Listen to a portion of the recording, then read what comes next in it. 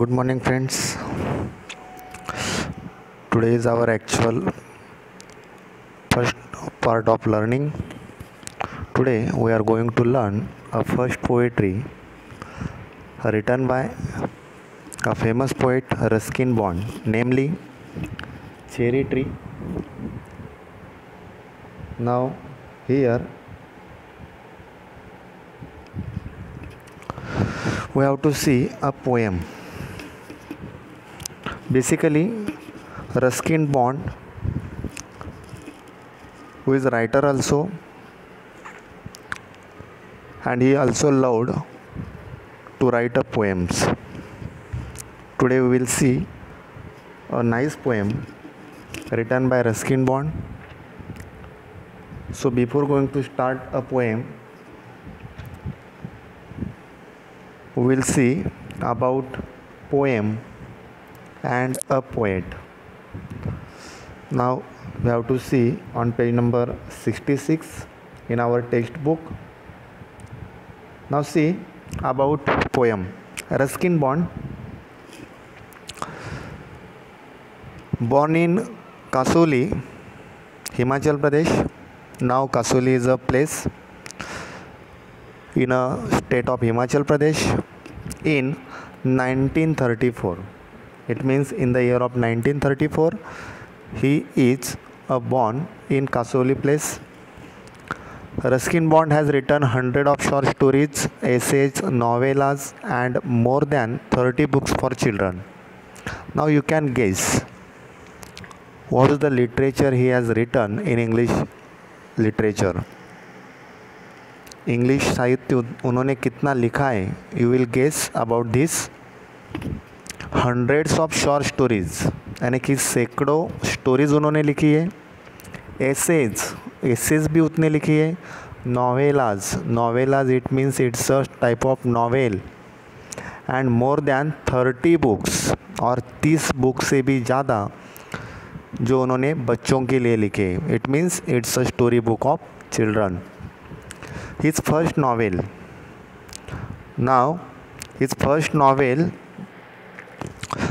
The Room on the Roof,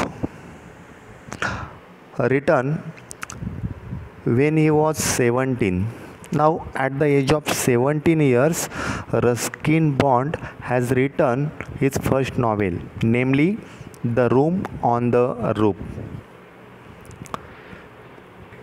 And after finish his novel, for that novel received the John Llewellyn Rheims Memorial Prize in 1957, and for that novel he has got a memorable prize in the year of 1957. He has also published 2 volumes of autobiography. Now we know that the meaning of autobiography and biography. Biography, it means it's a story about a person from born to child but written by another person. And autobiography, it means it's a self story from birth to death. यानी कि biography लिखी जाती है दूसरों के द्वारा, दूसरों के ज़रिए, और ऑटोबायोग्राफी लिखी जाती है खुद के ज़रिए. Scenes from a writers life. Now his autobiography is name scenes from a writers life and the lamp is lit. So these are the 2 volumes he has written.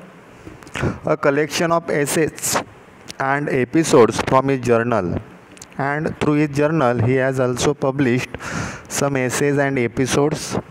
In 1992, he received the Sahitya Akademi Award for English Writing in India. So for his literature, Sahitya Akademi Award for his English writing in India.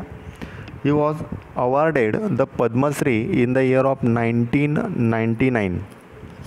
Now we know that the government gives to the famous personalities as a Padma Bhushan, Padma Shri, Bharat Ratna, so such types of awarded given by the government. So government given Padma Shri to the Ruskin Bond in the year of 1999. Ruskin Bond lives with his adopted family in Mussoorie, Uttarakhand. Though he was born in Himachal Pradesh, now he lives in Uttarakhand in Mussoorie with his adopted family. Now what is adopted family? Adopted means someone accepted to the Ruskin bond, यानी कि Ruskin bond ने कुछ किसी को accept किया है उनके साथ, जैसे गोद में लिया हुआ बच्चा रहता है उसे एडॉप्टेड कहते हैं. So such a way he has adopted one of a family, and with his family he is living with Mussoorie in Uttarakhand. खास करके आर्ट्सचे जे विद्यार्थी आहेत, आर्ट्सच्या विद्यार्थ्यांनी पण या ठिकाणी लक्षात घ्यायचं आहे. रस्किन बॉन्ड यांचा जन्म कसौली हिमाचल प्रदेशमध्ये 1934ला झाला आहे. त्यांनी भरपूर साहित्य लिहिलेलं आहे, शेकडो शॉर्ट स्टोरीज, एसेज, नॉवेल्स लिहिलेले आहेत, 30पेक्षा जास्त मुलांसाठी पुस्तकं लिहिलेली आहे. त्यांनी स्वतःची पहिली कादंबरी, स्वतःचं पहिलं novel the room on the roof हे वयाच्या 17व्या वर्षी लिहिलेलं आहे. आणि त्या पुस्तकासाठी, त्या कादंबरीसाठी त्यांना जॉन लिव्हलन रिन्स नावाचं मेमोरेबल प्राईजसुद्धा 1957 साली भेटलेलं आहे. त्यानंतर त्यांनी स्वतःचे 2 प्रबंध लिहिलेले आहेत, आत्मचरित्र लिहिलेले आहेत, ज्यांचे नावं आहेत scenes from a writer's life and the lamp is lit. हे 2 त्यांची आत्मचरित्र आहेत. त्यानंतर त्यांनी भरपूर असं कलेक्शन केलेलं आहे एसे आणि एपिसोडचं. त्यांचं पब्लिकेशन त्यांनी जर्नलद्वारे केलेलं आहे. 1992ला त्यांना साहित्य अकादमी अवॉर्डचा इंग्लिश साहित्यासाठी पुरस्कार भेटलेला आहे. त्यानंतर त्यांना पद्मश्री पुरस्काराने सन्मानित करण्यात आलेलं आहे 1999 साली. आणि आज अखेर रस्किन बॉन्ड त्यांना ज्यांनी गोद घेतलेला आहे किंवा त्यांना ज्यांनी ॲडॉप्ट केलेला आहे, स्वीकृत केलेला आहे, त्यांच्या कुटुंबात घेतलेला आहे, त्यांच्यासोबत ते मसुरीला म्हणजेच उत्तराखंड या प्रदेशामध्ये राहत आहेत. So this is the information about a poet. Now we will get the information about a poem. The poem cherry tree is about the poet's ecstasy over a tree which he planted, which took 8 years to grow. Now see, the poem Cherry Tree is about the poet's ecstasy. What is ecstasy? Ecstasy, it means bliss. Bliss means it's a happiness, यानी कि जो खुशी रहती है, जो उत्साह रहता है, जो एनकरेजमेंट रहती है, वो यहाँ पर दी है. which he had planted, which took 8 years to grow. यानी कि जिस पेड़ ने 8 साल ग्रो करने के लिए लिए उसके बारे में यहाँ पर एक्सटेसी दी है. He is expressing his wonder at the ways of nature and how the cherry blossoms are fragile and quick to fall. He is expressing in a poetry. Poet try to express his wonder at the ways of nature. Now, in a nature has a strength, power to change everything. यानी कि निसर्ग के पास ही इतनी बड़ी शक्ति है, ताकत है, वो निसर्ग में कुछ भी बदलाव कर सकता है. So, like the wonder, like the image he has given, he has expressed in a poetry, and how the cherry blossoms are fragile and quick to fall. Now after 8 years, how the cherry blossoms are ripe as well as the ripe, ready to ripe. यानी कि seeds लगवाने के बाद एक पेड़ किस प्रकार से बनता है और उसको फल कैसे आते हैं, फल आने के बाद वो कैसे बनते हैं, वो वहाँ पर सब दिया हुआ है.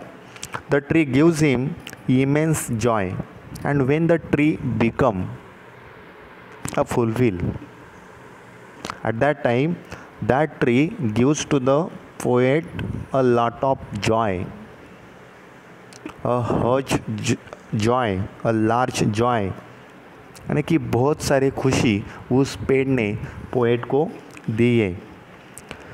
As he can see the stars and the blue sky through dappled green trees and through the leaves, through the green trees, poet can see to the blue sky and the stars. It means in the morning as well as in the evening he can see a lot of joy through the sky. और sky की तरफ वो इतनी विशाल पेड़ से वो वहाँ पर सब कुछ देख सकता था. So like the information given here. 8च्या मुलांसाठी सांगतो द पोएम. आता ही चेरी ट्री नावाची जी कविता आहे, चेरी आपल्याला सर्वांना माहिती आहे, चेरी जी आपण खात असतो, त्या चेरीच्या झाडाबद्दल या ठिकाणी कवीने त्याचा उत्साह कसा वाढवलेला आहे तो या ठिकाणी दिलेला आहे. कवीने 8 वर्षापूर्वी एक चेरीचं सीड म्हणजे एक बी एका ठिकाणी लावलेलं आहे आणि 8 वर्षानंतर ते झाड अचानक उगवलेलं आहे.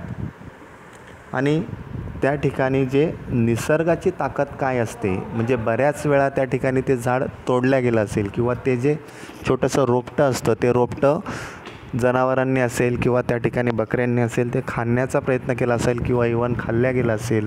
गवत कापणारे असतात त्यांच्याकडनं ते झाड कापल्या गेलं असेल आणि तरी देखील या निसर्गाच्या किमयेतनं ते झाड त्या ठिकाणी जिवंत राहत आहे आणि त्या झाडाला फळं येत आहेत. आणि जेव्हा ते झाड मोठं होऊन फळ येत आहेत त्यावेळेस त्या झाडाने त्या कवीसाठी भरपूर असं आनंद दिलेला आहे. आणि कवी आता त्या ठिकाणाहून किंवा त्या झाडाहून अतिशय जास्त आनंद घेतो आहे, कारण जेणेकरून त्या झाडाच्या आतून किंवा त्या झाडाच्या हिरवीगार झाडीमधून कवी आकाशामध्ये जे तारे आहेत किंबहुना ते आकाशी पूर्ण गगन आहे ते या ठिकाणी पाहून प्रज्वलित होतो आहे किंबहुना आनंदित होतो आहे. अशा स्वरूपाचं या ठिकाणी रस्किन बॉन्ड यांच्याविषयी आणि कवितेविषयी माहिती दिलेली आहे. Now let us C first part as well as the on page number 66 we will complete this. 8 years have passed since I placed my cherry seeds in the grass. Must have a tree of my own, I said, and I watered it once and went to bed and forgot, but cherries have a way of growing though no one's caring very much or knowing. And suddenly that summer near the end of May, I found a tree had come to stay. It was very small, 5-month child, lost in the tall grass running wild. Goats ate the leaves, the grass cutters they split it apart, and a monsoon blight shriveled the slender stem. Even so, next spring I watched 3 new shoots grow. The young tree struggle upward thirst its arms in a fresh fierce lust. Now today we will see only this part. Okay, now see, 8 years have passed since I placed my cherry seed in the grass. Now poet begins with the recalling that 8 years ago. Poet ने यहाँ पर remember हुई याद बताई है. 8 साल हुए since to seeding as well as to place a seed of cherry tree. यानी कि चेरी ट्री का जो सीड था, जो बी था, वो बीज मैंने लगाकर 8 साल पूरे हुए. कहाँ लगाए उन्होंने? इन द ग्रास. यानी कि जो हिरवल है वो ग्रास में, उस खेती में उन्होंने वो पेड़ लगाया हुआ है. Must have a tree of my own, I said, and watered it once and went to bed. And at that time he remembered that he wanted to have his own cherry tree. Now poet remember that this thing, why he has place a cherry tree into the grass. उन्होंने वो seed क्यों लगाया था, वो उन्हें आज भी याद है। बिकॉज ही रिमेंबर दैट, उन्हें आज भी याद है। What was the reason, must have a tree of my own, यानी कि मेरा खुद का एक चेरी ट्री होना चाहिए, इसलिए उन्होंने वो चेरी ट्री का सीड लगाया था। एंड वाटर्ड इट वंस, और जिस दिन उन्होंने वो सीड लगाया है, ओनली ऑन दैट डे, खाली उसी दिन, he has water to the seeds, और चेरी ट्री का जो सीड्स था उस सीड्स को उन्होंने वहाँ पर वाटर्ड किया था, यानी कि पानी दिया था। जैसे हम पौधा लगाते, पेड़ लगाते या सीड्स लगाते, पानी देते, वैसे उन्होंने सीड लगाकर पानी दिया है। एंड वेंट टू बेड, और पानी देकर वो वहाँ पर सोने के लिए निकल गए थे। And forgot, and after then, after that incident, he forgot. What he forgot? He put the seed and forgotten about it. उसके बारे में, सभी के बारे में वहाँ पर वो भूल गए थे कि मैंने कल सीड्स लगाया है, या 1 साल हुआ है, 6 महीना हुआ है, 2 दिन हुए। For that he forgot there. But cherries have a way of growing, though no one's caring very much or knowing. Now see, though poet has forgotten about it, but the cherry tree, in spite of his carelessness, यानी कि poet ने care भी नहीं की है, उसकी तरफ देखा भी नहीं है, फिर भी जो चेरीज थी, यानी कि जो चेरीज का पौधा था, वो वहाँ पर क्या हो रहा था, it's a growing, though no one's caring very much और नोविंग, और वहाँ पर कोई नहीं था, नो वंस केयरिंग, उस पेड़ की केयरिंग करने के लिए, यानी कि देखभाल करने के लिए, देयर वेर नो वन, और नोविंग, और किसी को पता भी नहीं था यहाँ पर चेरी का पौधा है या चेरी का पेड़ है। And though he is sorry the tree is growing and no one knowing. Now here पेड़ भी बढ़ रहा है और किसी को पता भी नहीं है। So how poet can said here, अगर किसी को पता नहीं है तो पोएट यहाँ पर कैसे बता रहा है, यानी कि बढ़ भी रहा है और किसी को पता भी नहीं है। So here the contrast ideas has express by the poet. Now here is a figure of speech, यहाँ पर एक फिगर ऑफ स्पीच है, अलंकार है, ध्यान में रखो। जब पोएट्री में अपोजिट आइडियाज़ एक्सप्रेस की जाती है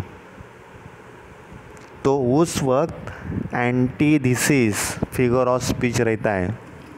कौन सा रहता है, antithesis. When in a poetic lines opposite ideas are express, at that time there is a figure of speech that is antithesis.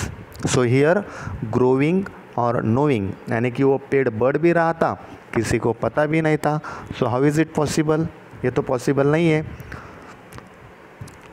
तर 11वी आर्टच्या विद्यार्थ्यांसाठी या ठिकाणी बघा, 8 वर्षापूर्वी कवीने या ठिकाणी चेरीचं सीड लावलेलं आहे, चेरीचं बीज लावलेलं आहे एका ग्रासमध्ये, एका गवतामध्ये, आणि कुणालाही माहिती नाही आहे।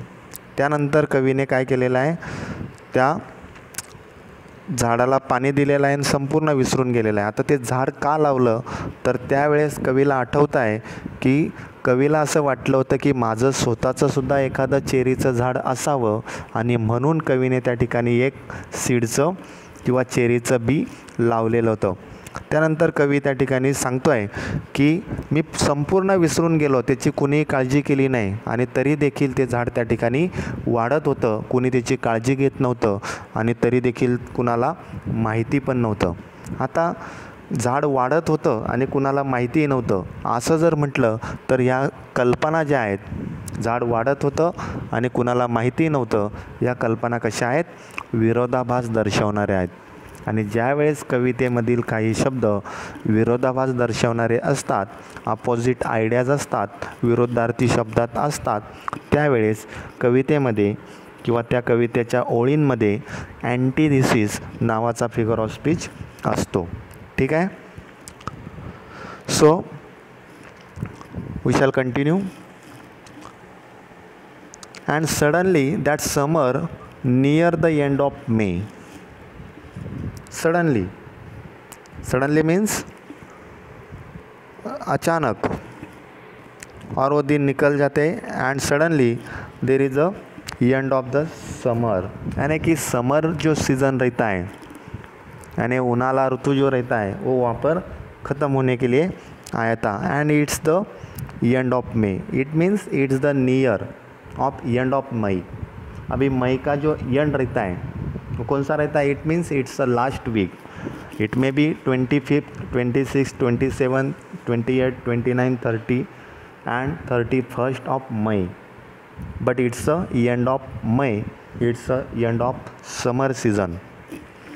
I found a tree had come to stay. And at that time he found, it means he realized that the tree had to come to stay. Now here is a figure of speech. यानी कि poet को उस दिन पता चला है कि ये पेड़ यहाँ पर रहने के लिए आया है. हैड कम टू स्टे, यानी कि ये पेड़ रहने के लिए आया है. Now stay is a quality, stay is a thing of a human being, but here give to the inanimate object.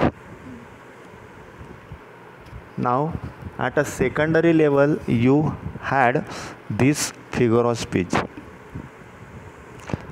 When animate objects or ideas given to the inanimate object, यानी कि सजीव वस्तुओं की जो विशेषताएं रहती है या चीज़ें रहती है वो निर्जीव को दी जाती है, तो उस वक्त एक फिगर ऑफ स्पीच होता है.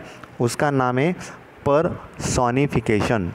यानी कि पर्सन का जो आइडेंटिफिकेशन रहता है वो दूसरों को दिया जाता है. यानी कि इसको मराठी में शायद कहते हैं चेतना गुणोक्ति. यानी कि जो पर्सन की चेतना रहती है, गुण रहते हैं, वो दूसरों व्यक्तियों को देना या दूसरों निर्जीव वस्तुओं को देना, वो रहता है चेतना गुणोक्ति, यानी कि पर्सोनिफिकेशन. यानी कि तब पोएट को पता चला है कि that cherry tree had come to stay, यानी कि वो पेड़ वहाँ पर रहने के लिए आया है. I found a tree had come to stay. It was very small, 5 months child. And when poet had seen it, at that time, it's a tiny 5 months old. यानी कि बहुत छोटा 5 महीने का वो पौधा था, 5 महीने का वो पेड़ था. And it was very small and it may be unnoticeable in the grass. और वो ग्रास में विशेष करके दिखाई भी नहीं देता होगा. यानी कि जैसे ग्रास रहता है, ग्रास के जैसे वहाँ पर वो बड़ा हुआ था.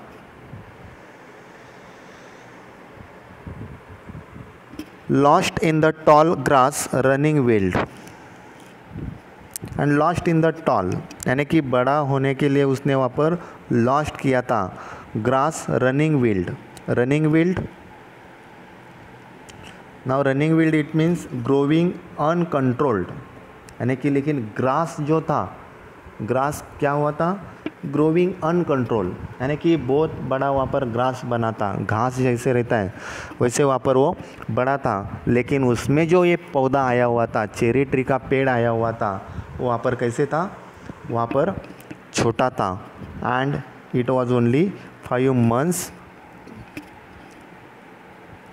Then goats ate the leaves.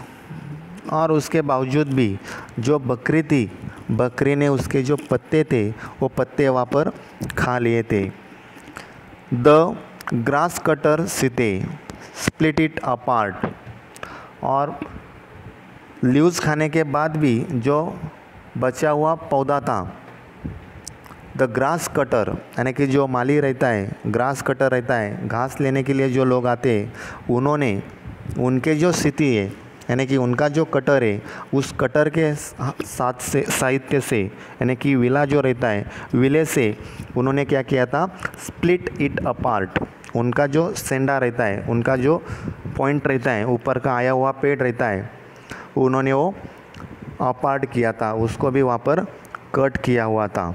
यानी कि goats grazing there at it leaves and the grass cutter hacked it with a sharp cutting blade.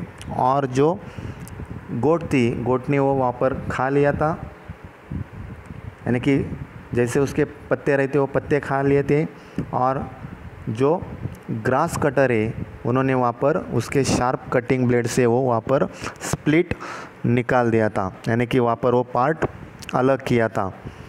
And a monsoon blights shrivelled and after then it's a monsoon blight, blight means it's a damage, shrivelled dried, dried यानी गीला करना। और उसके बाद जो monsoon है, उस monsoon ने यानी कि बारिश ने वहाँ पर उस पेड़ को गीला कर दिया था। The splendour stems even so, और उसके बाद it means after the monsoon, after the shrivelled of the split, the splendour stem, यानी कि उसका जो स्प्लेंडर था, वहाँ पर जो स्टीम था, यानी कि जो डेट रहता है या वहाँ पर पॉइंट रहता है, जो सबसे ऊंचाई पर रहता है, वो वहाँ पर दिखाई दिया है। Now here a figure of speech, shrivelled the slender stem even so. Now in this figure of speech, here is a alliteration. Now what is alliteration? Alliteration ध्यान में रखना है, when in a poetic line there is a repetition of same sound. एक ही poetic line में एक ही poetic का sound, यानी कि पोएटिक वर्ड्स में जो साउंड रिपीट होता है वहाँ पर alliteration रहता है। आर्ट्स के स्टूडेंट के लिए, यानी कि जो यमक रहता है, यमक मराठी में रहता है, यानी कि एक ही पोएट्री के लाईन में एकाच कवितेची ओळीत यमक जुळणारे शब्द किंवा यमक जुळणारे नाही, एकाच उच्चाराचे शब्दची पुनरावृत्ती होत असेल तर त्यावेळेस असतो alliteration. Next spring I watch 3 new shoots grow.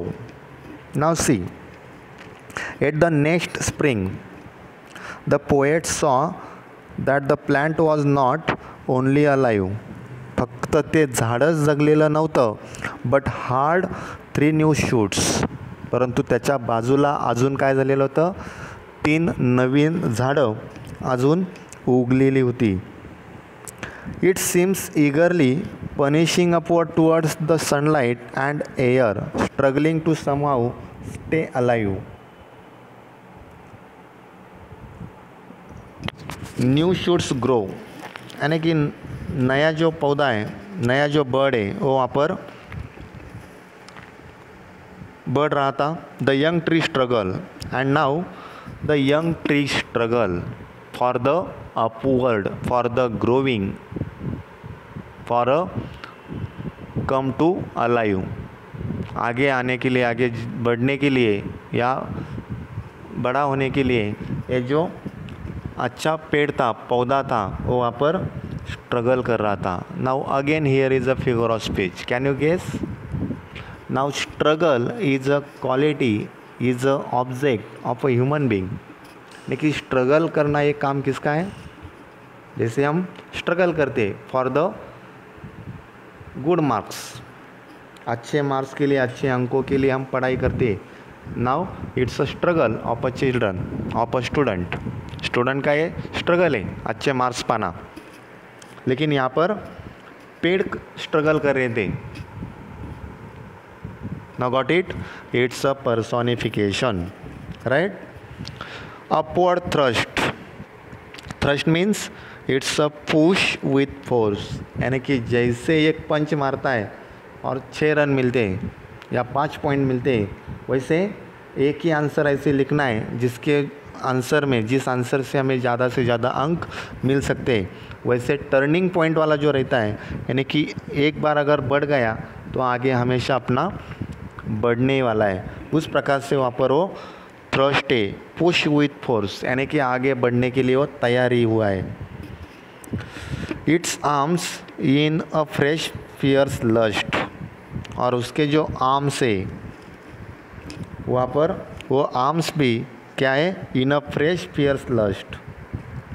Lust यानी कि वहाँ पर जो लॉन्गिंग हुए, लॉन्गिंग डिज़ायर, और उनकी जो इच्छा थी, यानी कि बहुत दिनों से उनकी बढ़ने की इच्छा थी, but now he has get a chance and that's why the long desired has come to fulfil, has come to finish, and that's why aggressively यानी कि strongly he has prepared for growing, यानी कि बहुत दिनों की उनकी जो इच्छा थी बढ़ने के लिए या आगे जाने के लिए, वैसे वहाँ पर वो आगे बढ़ने के लिए दिल से तैयार हुआ था और यहाँ पर वो बढ़ना स्टार्ट हुआ था।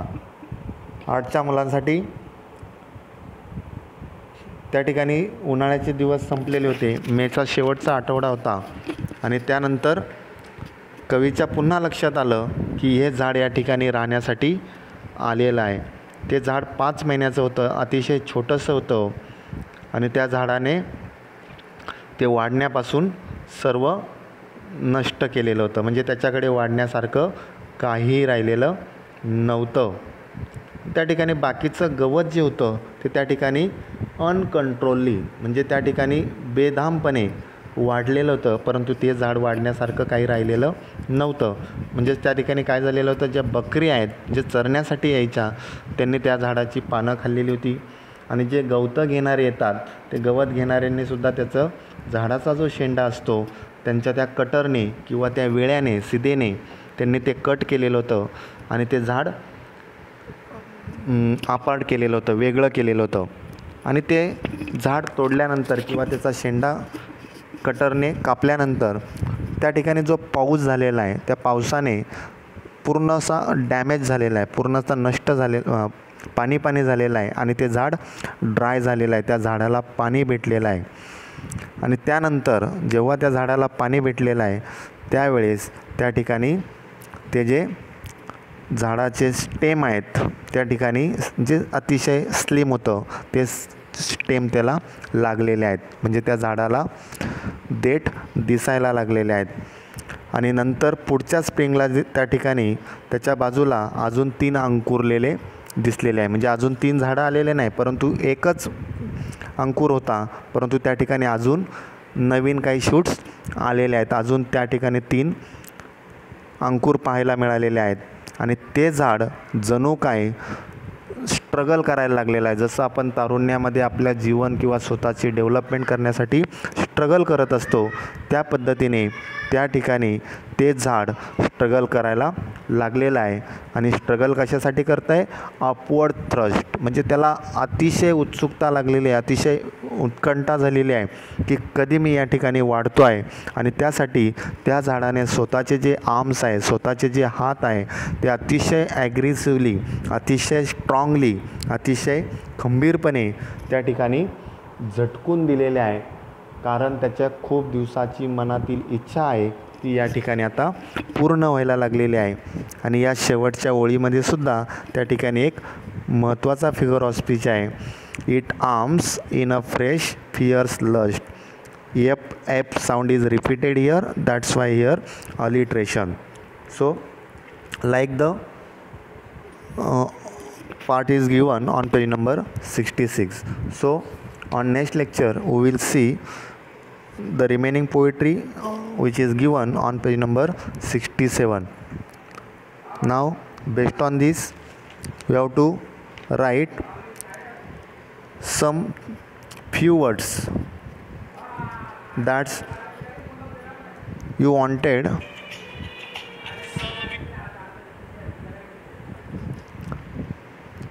that's